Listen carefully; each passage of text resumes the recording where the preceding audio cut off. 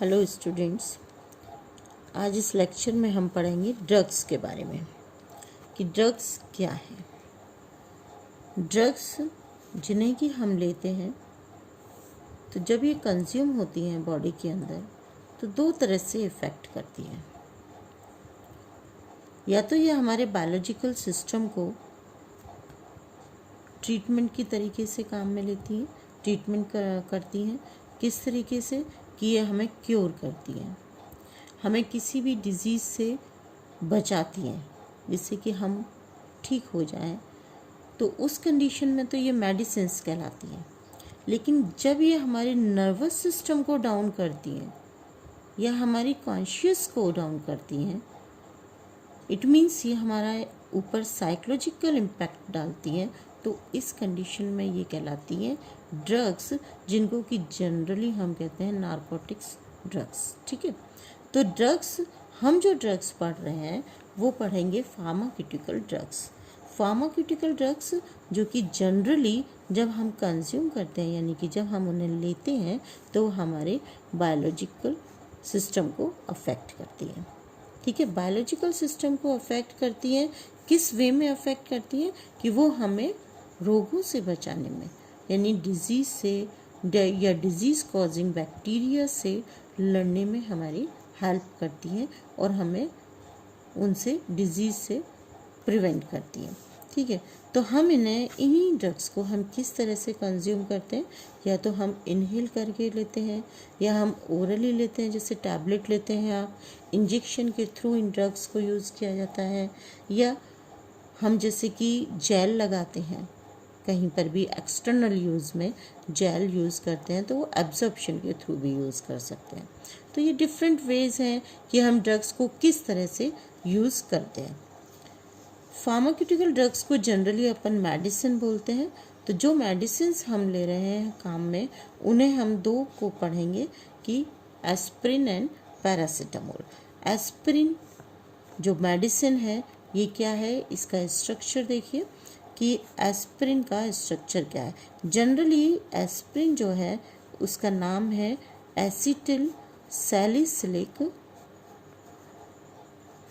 Acid, acetyl salicylic acid. तो structure इसका क्या होगा,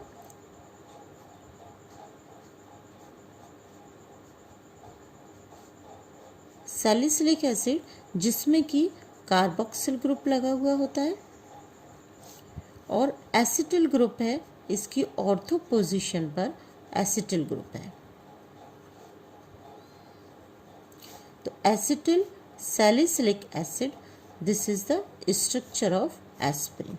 इसे हम किस तरह से बनाएंगे, इसकी सिंथेसिस देखिए कि किस तरह से बनाएंगे। हम सैलिसिलिक एसिड को हम लेंगे नोन अमाउंट में of known amount plus excess amount of acetic anhydride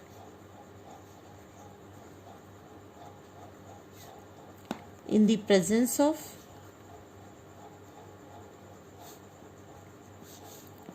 strong acids like sulphuric acid. ये किस तरीके से वर्क करता है, एक कैटलिस्ट की तरीके से वर्क करता है। तो सिंथेसिस में हम क्या करते हैं, सैलिसिलिक एसिड का नोन अमाउंट लेते हैं, एक्सेस अमाउंट एसिटिक एनाहाइड्राइड का लेते हैं और इन दोनों को हम रिएक्ट करवाते हैं। किसकी प्रेजेंस में करवाएंगे, H2SO4 की प्रेजेंस में इसे रिएक्ट करवाएंगे। H2SO4 के प्रेजेंस में जब इसका रिएक्शन होता है, हम इन्हें गर्म करते हैं, तो हीटेड गरम करेंगे। गरम करने के बाद दोनों के बीच में जो रिएक्शन होगी, उसके बाद रिजल्ट में जो प्रोडक्ट मिलेगा वो हमें मिलता है एस्प्रिन। एस्प्रिन मिलता है, इसमें हम फर्दर एडिशन करते हैं, कोल्ड वाटर का एडिशन करते हैं। कोल्ड वाटर को डालने के बाद एस्प्रिन क्रिस्टलाइज आउट हो जाता है। Aspirin crystallizes। ठीक है, ये आउट हो जाता, क्रिस्टलाइन बन जाता है। क्रिस्टलाइन फॉर्म में आने के बाद इसको हम सेपरेट आउट कर लेते हैं और आफ्टर सेपरेशन रिक्रिस्टलाइजेशन के थ्रू इसे प्यूरिफाई कर लेते हैं। इसकी रिएक्शन मैकेनिज्म देखिए, रिएक्शन किस तरह से होगा। हमने स्टार्टिंग में क्या लिया हुआ है, सैलिसिलिक एसिड। तो सैलिसिलिक एसिड क्या है, C डबल बॉन्ड OH, ये तो कार्बोक्सिलिक ग्रुप लगा हुआ है और इसकी ऑर्थो पोजीशन पर हाइड्रोक्सिल ग्रुप है। इसकी हमने रिएक्शन करवाई थी एनहाइड्राइड के साथ, एसिटिक एनहाइड्राइड।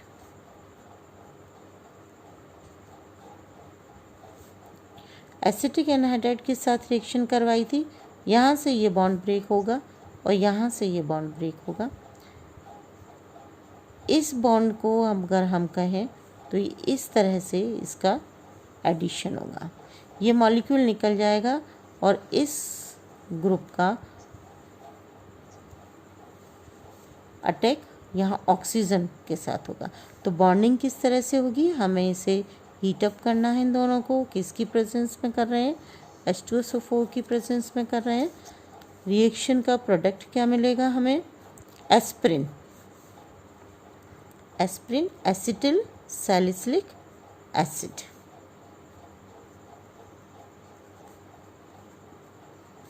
देखो यहाँ पर ये O और O के साथ ऑक्सीजन के साथ जो बॉन्डिंग हुई है किसकी, एसिटो ग्रुप की, C double bond O CH3। ये क्या मिल गया, एसिटिल सैलिसिलिक एसिड। ठीक है, ये कहलाता है एस्पिरिन। इस तरह से हमें एस्पिरिन मिलता है। बाय प्रोडक्ट की फॉर्म में एसिटिक एसिड मिलेगा, ये बाय प्रोडक्ट की फॉर्म में मिलेगा। हम जो कोल्ड वाटर का एडिशन करते हैं वो किस लिए करते हैं, जो एक्सेस अमाउंट आफ्टर रिएक्शन के बाद एसिटिक एनहाइड्राइड का बच जाता है उसको हम एसिटिक एसिड में कन्वर्ट कर देते हैं। क्योंकि आपको पता है एसिटिक एनहाइड्राइड का फॉर्मेशन कैसे होता है, दो मॉलिक्यूल एसिटिक एसिड के होते हैं और उसका डिहाइड्रेशन होता है। तो जब अगर हम वाटर का एडिशन करते हैं तो एक्सेस एसिटिक एनहाइड्राइड किस में कन्वर्ट हो जाएगा, एसिटिक एसिड में, और एस्पिरिन आपका क्रिस्टलाइज आउट हो जाएगा। इसके क्रिस्टल्स को हम फिल्टर आउट कर लेते हैं। अब इसके यूजेस अगर हम देखें कि एस्पिरिन को हमने काम में लिया था, इसके यूजेस क्या है। यूजेस जनरली जो होते हैं ये पेन रिलेवेंट है, पेन रिलेवेंट है, यानी कि जो पेन होता है माइल्ड टू मॉडरेट पेन होता है, उस कंडीशन में हम इसको एस्पिरिन को यूज़ करते हैं। कई बार स्प्रेन आ जाता है इन स्प्रेन्स और स्ट्रेन, इनमें भी हम एस्पिरिन टैबलेट को यूज़ करते हैं। हार्ट अटैक के केस में, हार्ट अटैक अगर किसी को हार्ट अटैक आया है तो हार्ट अटैक के तुरंत बाद अगर एस्पिरिन की टैबलेट दे देते हैं तो उसकी बचने के चांसेस बढ़ जाते हैं। ठीक है, तो हम उसे एक रिस्क फैक्टर से बचा सकते हैं। ऐसी कंडीशन में कई बार हार्ट पेशेंट्स को हम उनके ब्लड क्लॉटिंग नहीं हो इसके लिए भी हम लॉन्ग टाइम तक एस्पिरिन टैबलेट्स को भी डॉक्टर्स प्रेस्क्राइब करते हैं। ठीक है, दूसरा अब हम इसके लिए जो मोस्ट इम्पॉर्टेंट है कि ये कहलाती है, एस्पिरिन कहलाती है NSAID। ये ड्रग है, किस तरह की ड्रग है एस्पिरिन, नॉन स्टीरॉयडल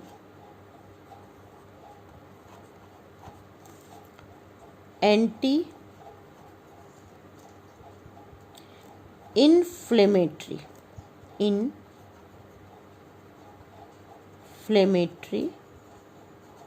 ड्रग। ठीक है, non steroidal anti inflammatory drug. इसका मतलब क्या है कि इसमें स्टेरॉइड्स नहीं है। स्टेरॉइड्स जो टैबलेट्स होती हैं उन्हें अगर हम लेते हैं तो हमारे बॉडी के अंदर वो काफ़ी साइड इफ़ेक्ट्स डालती हैं, यानी कि किडनी पर काफ़ी प्रेशर पड़ता है। तो इसलिए हम ये कहते हैं कि जनरली पेन रिलेवेंट जो टैबलेट्स हम लें वो नॉन स्टेरॉयड होनी चाहिए। तो एस्पिरिन आपकी non steroidal anti inflammatory drug है। और जितनी भी इस तरह की ड्रग्स होती हैं उनके मेन फैक्टर्स क्या होते हैं कि ये एनाल्जेसिक होती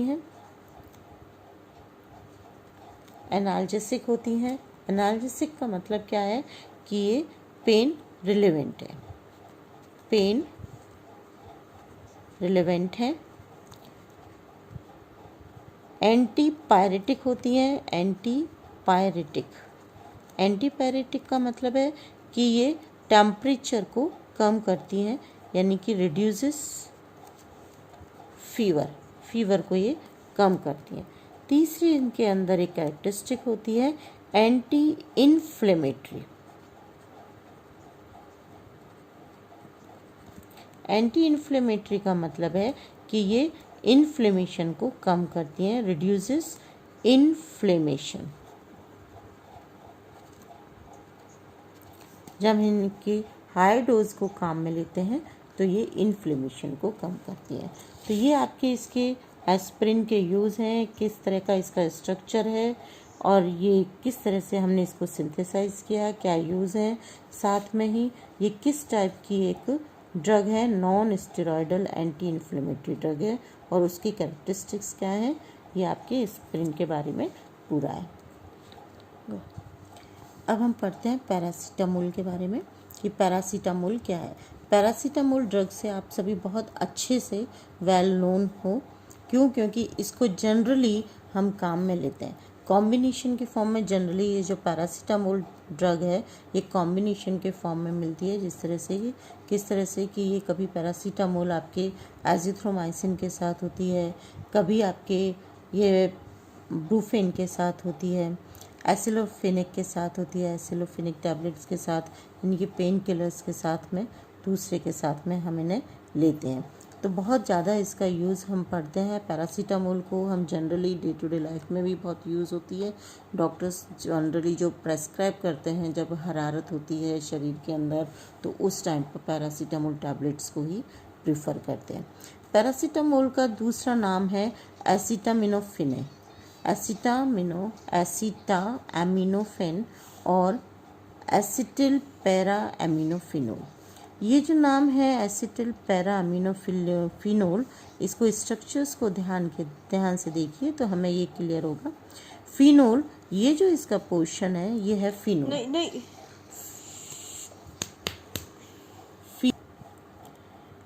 फिनोल के पैरा पोजीशन पर अमीनो एसिटिल ग्रुप लगा हुआ है।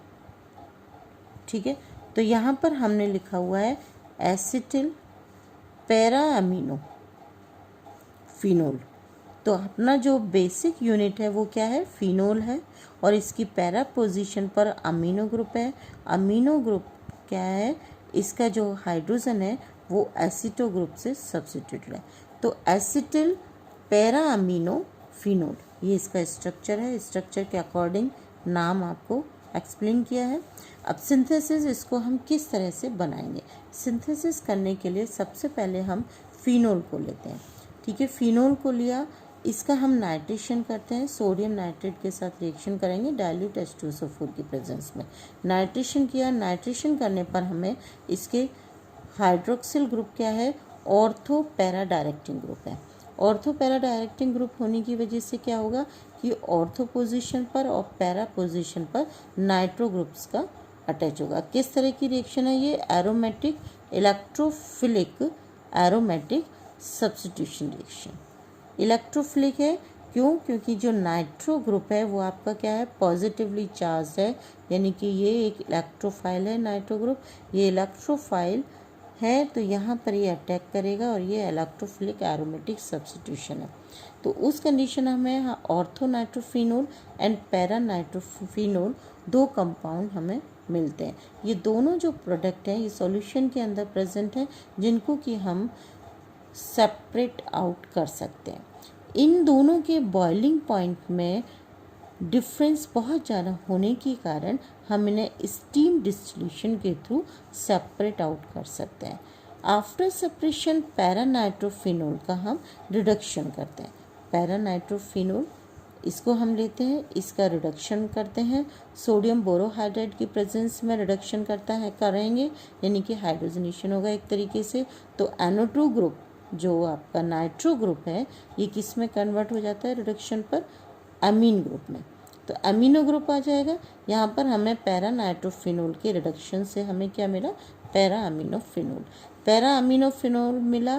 फर्दर इसका हम एस्ट्रिफिकेशन करते हैं। एस्ट्रिफिकेशन का मतलब क्या है कि हाइड्रोक्सिल ग्रुप का एसिटिक एनहाइड्राइड के साथ जब हम करते हैं तो एस्टर ग्रुप का फॉर्मेशन होता है। तो एक तरीके से यहाँ पर एस्ट्रिफिकेशन हम किया, एसिटाइलेशन किया। ये जो एसिटाइलेशन हुआ, इस एसिटाइलेशन में एसिटिल ग्रुप यहाँ पर लग जाता है। ठीक है, तो ये आपका पैरा अमीनोफिनोल किस में कन्वर्ट हो गया? पैरासीटामोल में। पैरासीटामोल जिसका कि नाम क्या है? Acetyl para aminophenol. तो पैरासीटामोल हमें यहाँ पर मिलता है। किस तरह से हमने किया? फिनोल का पहले नाइट्रेशन करते हैं, नाइट्रेशन के बाद हम जो प्रोडक्ट मिलते हैं उसमें पैरा नाइट्रोफिनोल को स्टीम डिस्टिलेशन के थ्रू सेपरेट आउट कर लेते हैं। आफ्टर सेपरेशन पैरा नाइट्रोफिनोल का रिडक्शन करते हैं सोडियम बोरोहाइड्राइड की प्रेजेंस में। सोडियम बोरोहाइड्राइड की प्रेजेंस में रिडक्शन के थ्रू हमें नाइट्रो ग्रुप का अमीनो ग्रुप में कन्वर्जन होता है और हमें मिलता है पैरा अमीनोफिनोल, जिसका कि हम एसिटाइलेशन करते हैं। एसिटाइलेशन में एसिटिक एनहाइड्राइड के साथ इसकी रिएक्शन होगी तो एसिटिल ग्रुप नाइट्रोजन से अटैच हो जाता है और हमें paracetamol, it means acetyl para aminophenol मिलता है। ये पैरासीटामोल ड्रग मिलती है। पैरासीटामोल ड्रग भी पेन रिलेवेंट मेडिसिन है जो जनरली सीवियर पेन के केस में तो हम इसको नहीं लेते, लेकिन माइल्ड पेन के केस में हम इसे ले सकते हैं। ठीक है, ये फीवर को भी कम करती है और जनरली कॉम्बिनेशन की फॉर्म में मिलती है। ये सभी आपको बताई दिया। इवन कई बार क्या होता है कि जो सर्जरी होती है, कैंसर की जो सर्जरी होती है, तो उसके बाद जो पेन होता है सर्जरी के बाद, उस टाइम पर पैरासीटामोल टैबलेट्स दी जाती हैं कॉम्बिनेशन में। तो जितनी भी सर्जरी होती हैं उन सभी सर्जरी के बाद पैरासीटामोल टैबलेट्स कॉम्बिनेशन की फॉर्म में दी जाती हैं, यानी कि प्रेस्क्राइब होती हैं। इसलिए पैरासीटामोल जनरली बहुत ज़्यादा यूज़ होने वाली ड्रग है, मेडिसिन है। ड्रग का मतलब मेडिसिन है। यहाँ पर हम दोनों मेडिसिन फार्मास्यूटिकल मेडिसिन के बारे में ही हमने पढ़ा है। तो यहाँ आप कहें कि अगर किसी को लीवर की प्रॉब्लम है और उसको कोई डिजीज़ हो जाती है तो उस कंडीशन में हम पैरासीटामोल की लोअर डोज ले सकते हैं, लेकिन अगर हम इसकी हाई डोज लेते हैं तो उस कंडीशन पर लीवर फेल भी हो जाता है। तो पैरासीटामोल की डोजेस भी फिक्स अमाउंट में लेनी चाहिए, कि यानी कि दिन में एक बार में जो प्रेस्क्रिप्शन के थ्रू है उसके अकॉर्डिंग लेनी चाहिए। बगैर डॉक्टर के प्रेस्क्राइब किए अगर हम पैरासीटामोल टैबलेट्स ज़्यादा ले लेते हैं तो उस कंडीशन में हमारे लिवर के फेल होने के चांसेस भी इंक्रीज़ होते हैं। तो ये that's all for your drugs topic, paracetamol and aspirin.